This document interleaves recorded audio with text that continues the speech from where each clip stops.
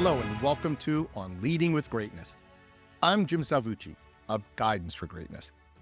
This week's installment, A Sock to the Jaw, How to Plan for the Unplanned. No plan of operations extends with any certainty beyond the first encounter with the main enemy forces. Helmuth von Moltke the Elder. The best laid schemes of mice and men ganged aff agly, and leave us naught but grief and pain for promised joy. Robert Burns. One of my favorite sayings comes from Mike Tyson, the champion boxer. I'm not a fan of boxing, but Tyson's insight is clarifying. Everybody has plans until they get hit for the first time. With repetition, this heavyweight wisdom has evolved, so you might be more familiar with this version. Everybody has a plan until they get punched in the mouth, which frankly just packs more wallop. Sorry, Iron Mike. So if plans are useless, why plan? I'd wager that whatever 10-year plan you had for yourself a decade ago featured a path or outcome quite different from what actually unfolded, for better or worse. In fact, I'm hoping that's the case. Life is too varied, rich, and interesting to be hemmed in by plans. And yet, consciously or unconsciously, we constantly plan. Even our hopes and dreams are rudimentary plans of a sort. You maybe just need to flesh out the details. 10 years ago, my plans included ascending to a college presidency to cap off my career in higher education.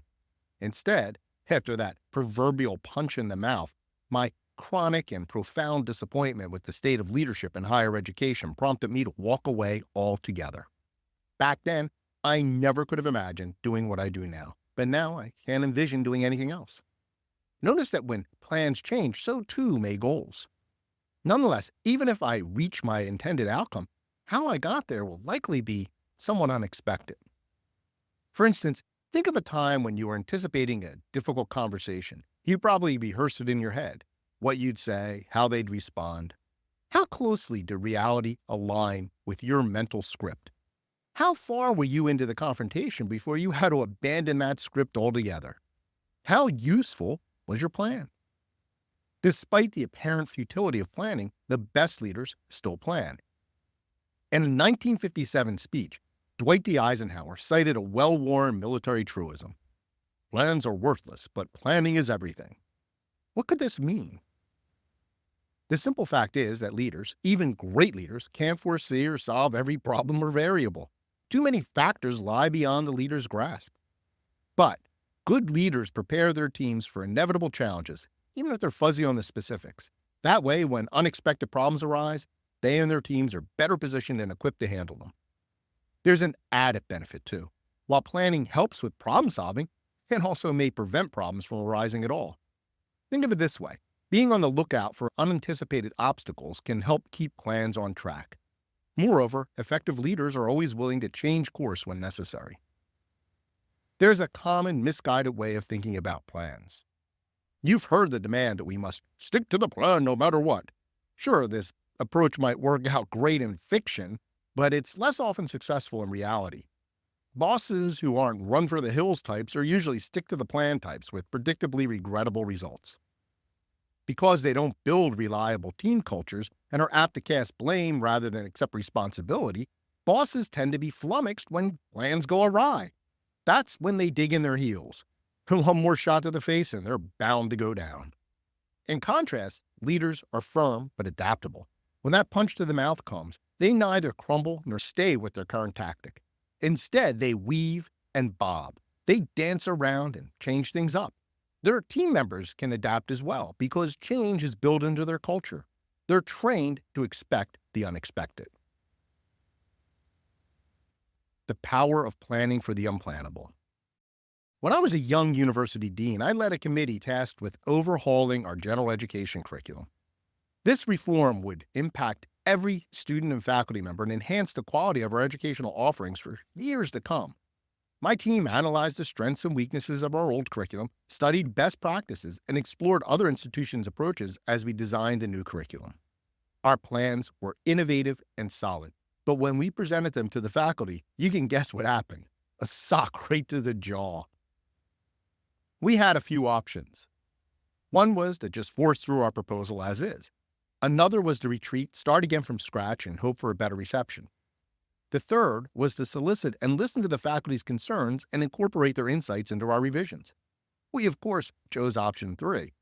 The new process was daunting because it required us to eat a lot of humble pie over the long haul. But we also knew that doing so would result in a superior curricular plan that had faculty buy-in. As we moved forward, more and more faculty supported our efforts, and we began to craft our final proposal. This new curriculum had the potential to overhaul our little university from a forgotten educational backwater into a transformational powerhouse. Instead, my boss intervened. He, being a boss, was a big fan of the status quo and impatient with consensus building. Although he had never given us a deadline and had personally thrown up many gratuitous obstacles, he grew frustrated with our pace and abruptly pulled the plug even as we were on the verge of success. He then imposed his own new version of the curriculum using his favorite tools, subterfuge and brute force, lying and bullying. The result was a much ballyhooed transition from one mediocre general education curriculum to his nearly identical replacement. The only significant improvement in the new curriculum was a remnant from the one my team designed. Once again, punched in the mouth and beaten to the canvas, we stood ourselves back up and adapted our plan to the new limited circumstances. We salvaged what little influence we still had to improve my boss's middle-of-the-road ideas. In this small but impactful way, we still managed to improve arguably the most important aspect of education at the university, writing skills. Best of all, we got my boss to think it was his idea. The fact is that well-designed plans, even when completely abandoned, set teams up for success. A team culture that leans into flexibility and malleability will be able to bend and snap back no matter how many punches connect. In this way, collaborative planning itself can be a team-building exercise. Yes, plans are important, necessary even, but anticipating the need for adaptation and resilience is critical for planning. Leaders and teams that accept the inevitability of the smash to the face may even find they relish the challenge, if not the swollen lip. How do you prepare for plans that go awry? How effectively do you snap back? Great leaders need to be great planners and great adapters, and I can help. Unlock the great leader within. Download my free resource to transform the greatness toolkit now at thegreatleadershiptoolkit.com. I look forward to hearing from you.